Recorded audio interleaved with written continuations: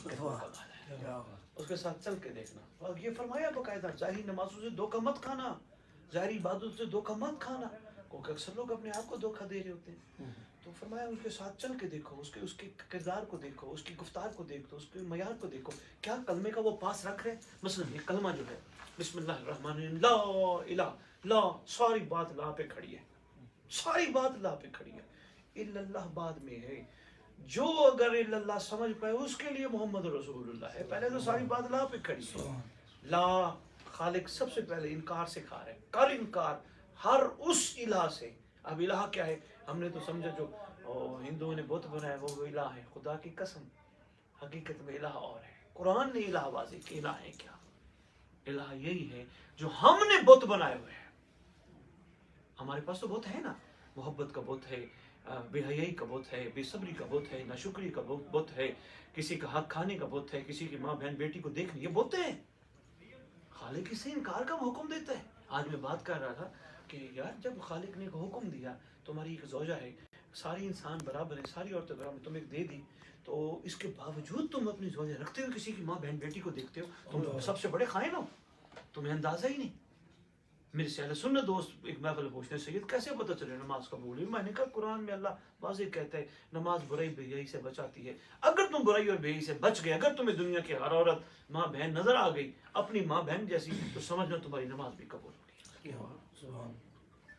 ہم بڑے کمزور لوگ ہیں, ہم باتوں کی حد تک تو بڑا کچھ ہے, ایمان ہمارا بڑا کمزور ہے. ہمیں تھوڑا مضبوط ہونا ہوگا کیونکہ ہمارے پاس وقت تھوڑا ہے. حالات دنیا کے بدل رہے ہیں, اچانک کچھ سے کچھ ہونے والا ہے, زلزلے بھی تیار کھڑے ہیں, اگلے دن جھٹکا ہے. ہمیں کچھ نہ کچھ ایسا کرنا ہوگا, یہ نہ ہو ہمارے وقت ہاتھوں سے وقت چلا جائے. پھر اللہ قرآن میں کم از کم 9 جگہوں پہ کہتا ہے, مخلوق کہے گی کاش مجھے وقت مل جاتا, کاش مجھے, جب ہے تو اور نہیں ہے, جب ختم ہو گئے تو پھر کاش ہے. تو حضور یہی ہے, ہم اگر واپس آ گئے نا تو ہم واپس آ سکتے ہیں, جیسے ہم کھو گئے نا ہم واپس آ سکتے ہیں. تھوڑا سا لوگوں کے عیب چھوڑنے پڑیں گے, اپنے عیب دیکھنے پڑیں گے. میرے اپنے اندر کتنے عیب ہیں. بندے بڑے بڑے پاک و پاکیزہ بنتے ہیں, انسان واش روم جائے آدھی پوٹی نکلتی, آدھی پیچھے نکلتی, آدھی اندر ہی کھڑی ہوئی ہے. پاکیزہ کہاں سے آ کے اندر نجس ہے. لیکن ان کے کیا کہنے, انہوں نے نجاست بھروں کے اوپر رحم کرنے کے لیے اپنا بہترین ہادی بھیج کے ہدایت عطا کر دی. کوئی بات نہیں, یہ فطرت ہے تمہاری نجاست, ہم تمہیں نجاست سے ایسے نکالنا چاہتے ہیں جیسے نکالنے کا حق ہے. تو حضور بس یہی چیزیں ہیں, بیٹھ کے گزارش کر رہے ہیں امت کے لوگوں کو, سمجھ جائیں گے تو انشاءاللہ سرفراز ہوں گے, کامیاب ہوں گے.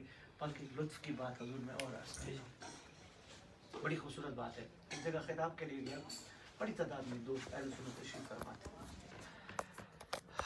تو گفتگو چل پڑی رسالت کے احسان پہ صلی اللہ علیہ وآلہ وسلم کی ذات. رسالت کی کریمی کا مان وہی رکھ سکتا ہے جو رسالت کے حقیقی معیار کو سمجھ پائے. بندہ میرے سے سوال کرتا ہے شاہ جی بات آپ کی ٹھیک ہے لیکن ہمیں سمجھ نہیں آئی. میں نے کہا چلو مثال کے ذریعے سمجھاتے ہیں. میں نے کہا جناب کا بیٹا ہے اور میرا بیٹا ہے, ہم دونوں کے بچے ہم گاؤں میں اکٹھے رہتے ہیں. آج بھائی صاحب کا بیٹا میرا بیٹا, ہم ایک گاؤں میں رہتے ہیں, ایک شہر میں رہتے ہیں, ہمارے دونوں کے بچے ایک اسکول میں پڑھتے ہیں. حضور بس ایک چھوٹی سی بات ہے اور کمال بات ہے, بس اس کے بعد زیادہ ٹائم نہیں لوں. تو دونوں کے بچے اسکول میں پڑھتے ہیں. ان کا بچہ اور میرے بچے میں ایک فرق ہے, وہ یہ ہے ان کا بچہ باپ کا احساس بڑا کرتا ہے. یعنی اس کو پتہ ہے میرا باپ بڑی محنت سے کما کے مجھے پڑھا رہا ہے, محنت کروا رہا ہے, کھلا رہا ہے, پلا رہا ہے. اس کو کیا کرتا ہے, اس کے نتیجے میں وہ پڑھائی پہ بڑا دھیان دیتا ہے اور کرتا ہے, اور اس کا سال بعد نتیجہ یہ نکلتا ہے بچہ فرسٹ آتا ہے. میرا بچہ کیا کرتا ہے, میرا بچہ کہتے ہیں ساروں کے باپ ہی پڑھاتے ہیں, کوئی باپ کوئی علیحدہ تھوڑا ہے, وہی ہے, ٹھیک ہے میں پڑھ لوں گا دیکھا جائے گا. مختصر یہ میرا بچہ توجہ نہیں کرتا, میرا بچہ فیل ہو جاتا ہے. بچہ فرسٹ آتا ہے, یہ پورے گاؤں میں شہر میں سینہ تان کے کہہ رہے ہوتے ہیں اوے میرا پتر دیکھو فرسٹ آیا ہے, ٹاپ کی تصو, کیا بات ہے میرے پتر دی. لوگوں نے بھی کہنا ہے وہی کیا بات ہے تیرے پتر دی. جبکہ میں حضور چھپتا پھروں گا, کہیں یہ نہ کہہ دیں یہ فیل والے بچے کا باپ ہے. میں پھر ایک حال سوچوں گا, یار کیوں نہ میں پرنسپل کو جا کے کہوں استاد جی تیری مہربانی بچہ پاس کر دے, بچہ فیل ہو گیا, بچہ رہ جائے گا اور میرے ناک بھی کٹ جائے گی, بچہ پاس کر دے. پرنسپل نے کہا سیدو شاہ جیو بس تمہارے آنے پہ میں پاس کر رہا ہوں, ورنہ یہ اس قابل نہیں تھا. مثال اتنی سی ہے لیکن اس میں گہرائی بڑی چھپی ہے. حضور محشر کا دن ہو, سارے نبی اکٹھے ہوں, میرا اور آپ کا مشترکہ رسول فخر کر کے کہے عیسیٰ موسیٰ یحییٰ زکریا میری امت دیکھو. کہیں یہ نہ ہو پاک رسول کہتا رہے اللہ ہی نے پاس کر دے. فائدہ ہی کیا ہے؟ سرکار لوگوں نے کہا شفیع المذنبین سفارش کریں گے. یار تم شفیع المذنبین کے معیار کو سوچ کے تم اپنے آپ کو اتنا کمزور کیوں کر رہے ہو؟ سرکار پہ سفارش کیوں چھوڑ دو؟ تم اتنا بلند ہو جاؤ سرکار تمہاری نبیوں کے سامنے تعریف کریں. یہ ہے ہمارے کمال. یہ کون سا کمال پانا ہے؟ معافی دے دے میرا اللہ انہیں معاف کر دے، میرا اللہ میری امت کو بخش دے. مجھے بڑا حضور کسی وقت بڑی میں دیکھتا ہوں اللہ جانے اس وقت پاک رسول کی کیا کیفیت ہوگی جو امت کی بخشش کی دعا مانگ رہے ہیں. حالانکہ رسول خوش ہو کے کہہ رہا ہوتا خالق تو نے جو مجھے امت عطا کی نہ موسیٰ کو دی، نہ عیسیٰ کو دی، نہ یحییٰ کو دی، نہ زکریا کو دی، جو میری امت ہے وہ سب سے کمال ہے. رسول یہ کہتے ہوتے ہیں. باقی رسول یہ کہیں گے میری امت بخش دے. اس کا مطلب سرکار کو پتہ تھا بندے بیکار ہیں. مختصر ہی کہوں بندے بیکار ہیں. بندوں کے اندر وہ کرنٹ اور کمالات نہیں ہوں گے. ہاں کیوں نہیں ہوں گے؟ رہتے ہوئے دنیا میں سمجھ نہیں سکیں گے، دل کے اندھے ہوں گے. ظاہر کی آنکھیں کھلی ہوں گی، دل کے اندھے ہوں گے. اس لیے فرزند رسول سے پوچھا گیا تھا سرکار اللہ نے انسان کو کتنی آنکھیں دی ہیں؟ فرزند رسول امام زین العابدین بادشاہ فرماتے اللہ نے 4 آنکھیں عطا کی ہیں. سرکار دیکھتا تو 2 سے ہے، 2 کا ہے. فرماتے ہیں اللہ نے دل میں 2 آنکھیں رکھی. سرکار وہ بھی کھلتی ہیں؟ فرمایا ہاں جب اللہ چاہے تب کھلتی ہیں.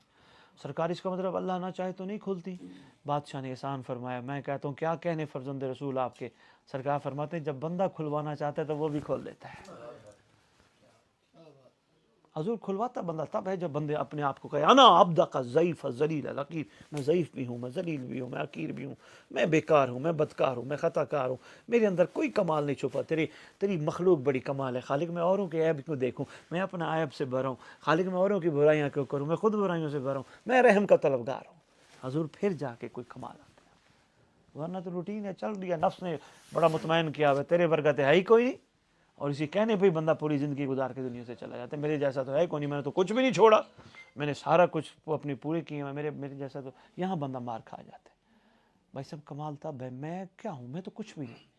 یہ تو وہ ان کی کوئی مہربانی ہو جائے تو ممکن ہے. اس لیے عرفا کہتے ہیں عمل عمل ویکھیے تو کچھ نہیں بلے، تیرے کرم بل ویکھیے بلے بلے.